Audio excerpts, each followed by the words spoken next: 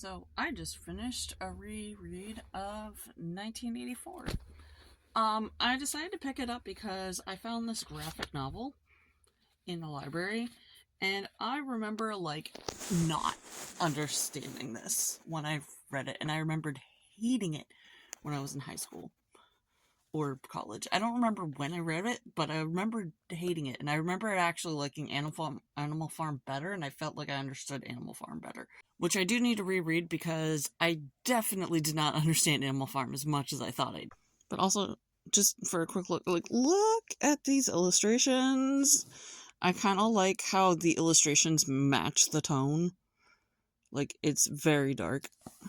But yeah, I was rereading it and I was seeing things like there was stuff that I didn't remember. I literally messaged one of my guy friends and I was like, "Oh my god, I forgot that 1984 predicted AI entertainment.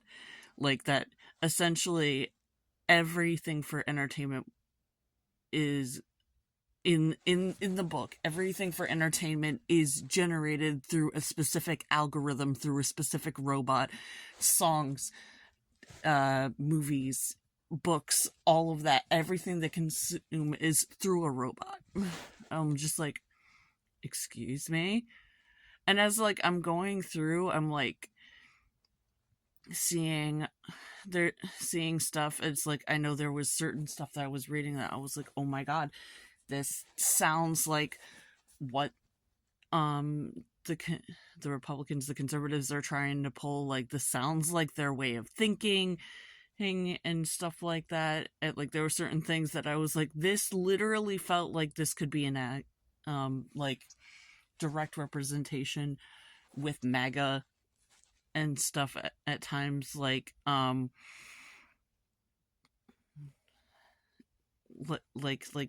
indoctrination and sheep following and stuff like that. And as I keep going, it's I keep seeing more and more things, and one of the things that I end up seeing is something that reminds me of when you get near the end of the book, his interrogation and how he gets the interrogation reminds me a lot of the prison system that we have here. Specifically how I'm specifically thinking how when we have in black neighborhoods that you'll have police officers and stuff plant things on black people so they can arrest them, how evidence gets planted, and then it's then they get taken into custody, they get charged, they get thrown into the prison system. It essentially becomes a thing where they can't get out of because they kind of just keep falling into it and into it and into it. And then it's you go into brainwashing, and it's one of the ways that they are using the brainwashing. I was just one of the things they said, I was this is straight up eugenics in here. I understand what he was seeing at the time, because I feel if I remember correctly, this was a comparison to what he was seeing happening with Germany, if I remember correctly. But it's the talk of saying part of the brainwashing is literally straight up eugenics. You don't align with us, you are crazy. Yeah. And it's literally stuff that we see get thrown all the time. The LGBTQ movement always said it's oh, they have a mental illness. It's I remember Kirches and Spice talking about this, but it's one of the easiest way to make it so that people don't believe you is you accuse this person of having a mental illness, and then essentially for them the brainwashing and the conforming to society is the cure. And I was just oh my god, I get this so much more now. It's such a warning against oligarchy and fascism and stuff like that, that is like I didn't fully understand when I first read it. And it's like, if you read this in the context of when it was written, and if you read this with the idea of World War I or World War II, like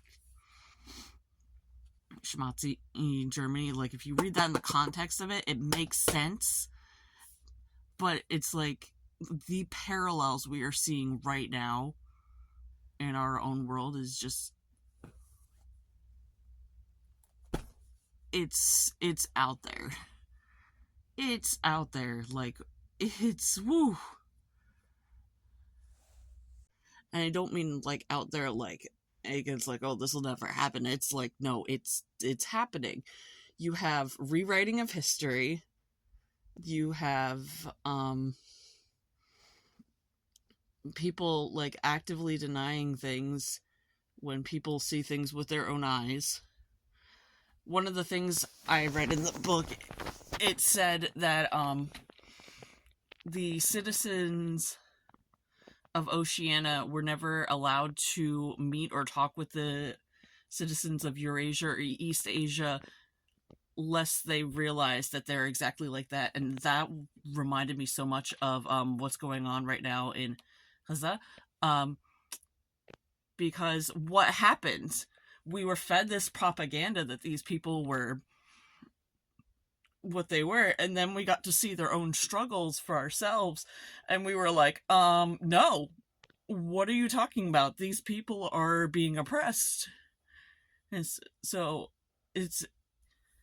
there's so much that is still so relevant with this book, and I am incredibly impressed, and I can't wait to keep diving into more as I keep going with other books and see like how stuff goes. But yeah, if you read this book, this is a warning against fascism and oligarchies and some of the tactics that get used. So I would suggest reading it. It does not have a happy ending. Just for those, I remember that was the reason I hated it in the first place. The reason I hated it in the first place was because it did not have a happy ending, and I was ultra confused when I read the regular book without the pictures. But now it totally makes more sense now that I have the pictures of what actually happened, because it switches scenes in the book so much without fully explaining what's going on. Like in the book, if I remember correctly, that you kind of have to like read a few paragraphs to figure out where you are. So the pictures help a lot. So I would definitely recommend picking up that book.